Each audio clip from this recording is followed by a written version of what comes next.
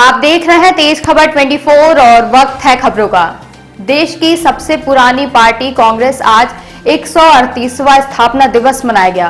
इस मौके पर जिले भर के कांग्रेस पार्टी के कार्यकर्ता शहर के स्थानीय कॉलेज चौराहा स्थित विवेकानंद पार्क में एकत्रित हुए, जहां कांग्रेस पार्टी का 138वां स्थापना दिवस मनाया गया। इस दौरान कांग्रेस पार्टी के कार्यकर्ताओं और पदाधिकारियों ने अपने विचार रखे। कांग्रेसियों ने कहा कि हमें कांग्रेस पार्टी को समावेशी बनाने के लिए युवाओं, महिलाओं, वंचित तबकों और बुद्धिजीवियों को हमारे साथ जोड़ना होगा। राहुल गांधी की भारत जोड़ो यात्रा से देश भर में करोड़ों कार्यकर्ताओं को संजीवनी मिली है। कार्यकर्ताओं ने कहा कि अब हम घर घर हाथ जोड़ो अभियान चला रहे हैं, जिसको व्यापक स्तर पर समर्थन मिल रहा है। वहीं आगामी 2023-24 के चुनावों को लेकर भी चर्चा की गई। इस दौरान जिले भर के कार्यकर्ताओं और पदाधिकारी उपस्थित रहे। 138 वर्ष पहले जिस पार्टी की स्थापना हुई हो, हम लोग तो पैदा ही नहीं हुए थे। पता नहीं कितने लोगों ने इस पार्टी की स्थापना करने के बाद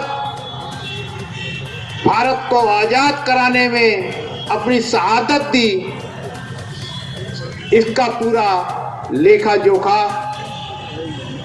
सभी को मालूम है।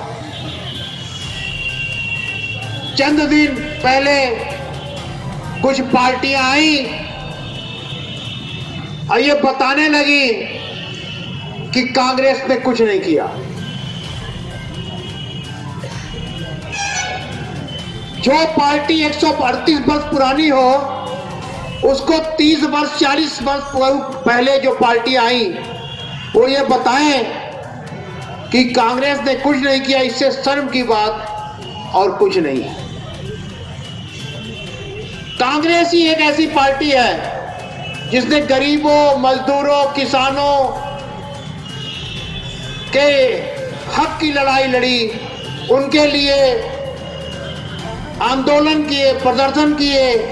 आज हमारे राहुल गांधी जी पदयात्रा में निकले हैं बेरोजगारों के लिए, नफरत खत्म करने के लिए, महंगाई खत्म करने के लिए, इसके लिए। ये अगर कोई कर सकता है इस तरह के कार्य, तो सिर्फ कांग्रेस पार्टी का आदमी कर सकता है, क्योंकि उसकी विचारधारा, उसके मन में ये रहता है कि हमें गरीबों, मजदूरों, बुजुर्गों, असहायों, किसानों के लिए कुछ न कुछ करना। सर्व धर्म समाहित करके, भेदभाव मिटाकर कांग्रेस का एक एक आदमी अपने हर उस कार्य के लिए तत्पर रहता है। महात्मा गांधी जी की दांडी यात्रा ने इस देश को आजादी दिलाई। उसके बाद जिन जिन लोगों ने यात्राएं की, उससे देश में सिर्फ परिवर्तन आया। आदि गुरु शंकराचार्य ने जब यात्रा की तो 4-4 मठ स्थापित कर दिए। तो अगर राहुल गांधी जी यात्रा कर रहे हैं, तो ये मानिए कि जो पार्टी नफरत पैदा करती है, जो पार्टी भाई को भाई से बांटती है, जो पार्टी जात से जात को बांटती है, वो पार्टी का समाप्ति का समय आ गया है। और गांधी जी को इतना बुरा लगा कि उन्होंने अपना आंदोलन वापस ले लिया। इस तरह की पार्टी है जो हमारे मुखिया रहे हैं, इस तरह के लोग रहे हैं। आज जो स्थिति हमारे देश की, 1947 के बाद कांग्रेस ने क्या क्या नहीं किया इस देश में, चाहे वो हरित क्रांति हो, चाहे बैंकों का राष्ट्रीयकरण हो, चाहे भारत बांग्लादेश का युद्ध हो, चाहे आपका दूरसंचार की क्रांति हो, चाहे आर्थिक मंदी से उबारने का काम हो डॉक्टर मनमोहन सिंह और नरसिंह राव जी का। कितने सारे काम किया कांग्रेस पार्टी 1947 से लेके 2014 तक। मनमोहन सिंह के टाइम में कांग्रेस पार्टी ने इस देश की दिशा बदल दी। कांग्रेस पार्टी के ये मालूम था कि ये देश कैसे चलता है, ये देश कितना बड़ा है और देश चलता कैसे। लेकिन दुर्भाग्य से ऐसे लोगों के हाथ में आज कमान है कि जो हिंदू मुस्लिम की दिन भर लड़ाई, जाति की लड़ाई, धर्म की लड़ाई करते हैं और उन्हें अपने घर चलाने का पता नहीं है, तो देश कैसे चलाएंगे। सुभाष चंद्र बोस हमारे इन राष्ट्र के रहनुमाओं का ये स्वप्न, और कांग्रेस ने वैसे ही हिंदुस्तान बनाया आजादी के बाद से, जहां पर सुई का निर्माण नहीं होता था।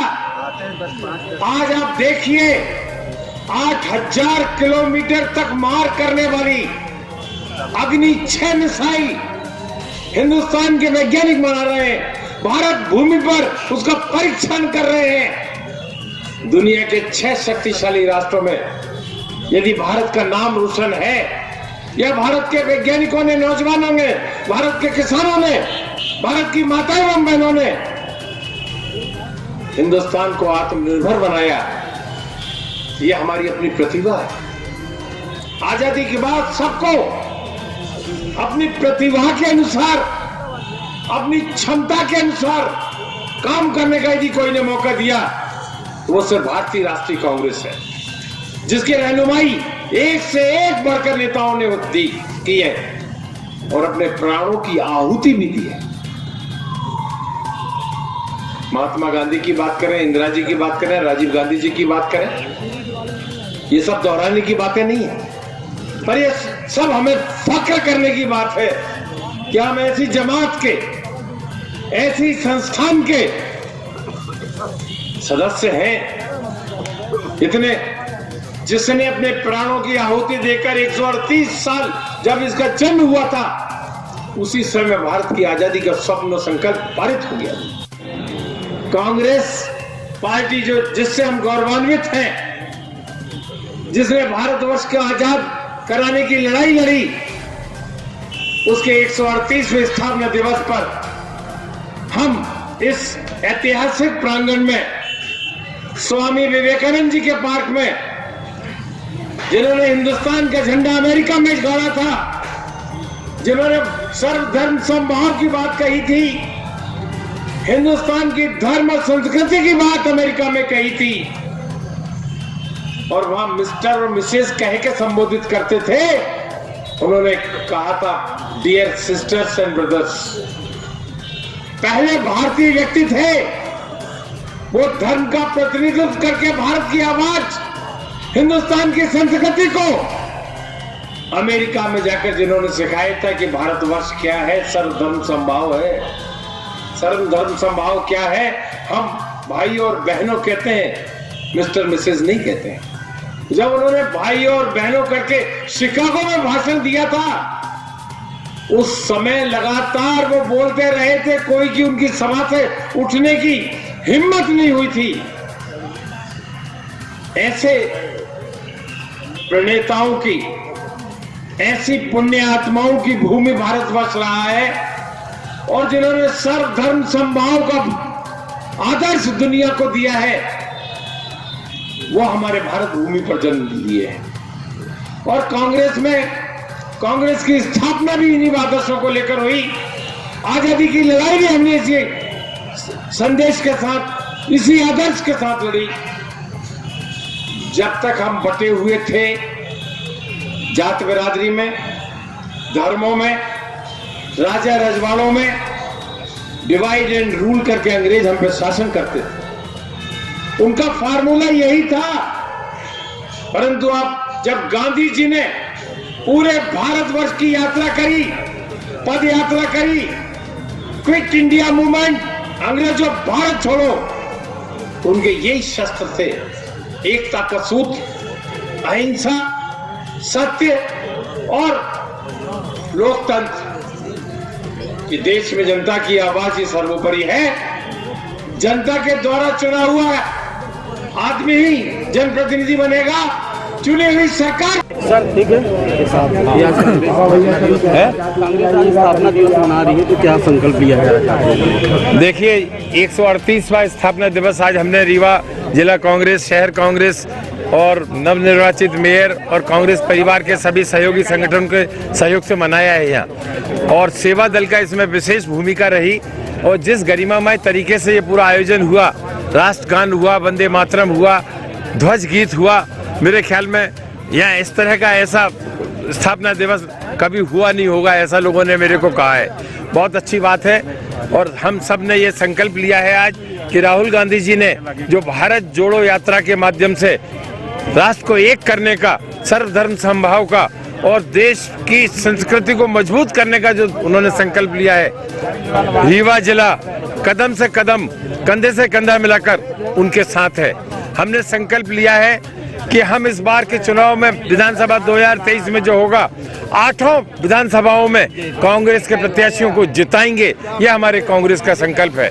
इसके अलावा जो हमारा तीसरा सबसे मुख्य मुद्दा आज रहा विचार में और उसमें कि कांग्रेस ने जो संदेश दिया है, जो हमारे राष्ट्र नेताओं ने आजादी के समय सत्य, अहिंसा, सत्याग्रह, यही हमारे मुख्य हथियार रहेंगे इस भाजपा की सरकार को हटाने के लिए। इन झूठे बोलने वाले मुख्यमंत्री शिवराज सिंह को, जिनने किसानों के साथ धोखा किया, शिवराज सिंह ने नौजवानों के साथ धोखा किया और महंगाई आज घर घर के लिए समस्या बन गई है। कीमतें दुगनी हो गई, पेट्रोल डीजल दुगना हो गया, एलपीजी, घर की घरेलू गैस दुगनी हो गई और अब किसान को खाद बीज कुछ नहीं मिल रहा। कसमें खाते थे कि किसान के बेटा हैं, पर यदि किसानों को सबसे ज्यादा अहित हुआ है तो शिवराज सिंह सरकार में हुआ है, जो कि सौदेबाजी की सरकार है, भ्रष्ट आचरण की सरकार है। 165 से घटकर 106 विधायक उनको मिले थे, उन्हें जनादेश नहीं मिला था, पीछे के दरवाजे से बनाई हुई सरकार है। 2023 के चुनाव में उसे हटा देगी जनता जनार्दन, इसका हमने आह्वान किया है।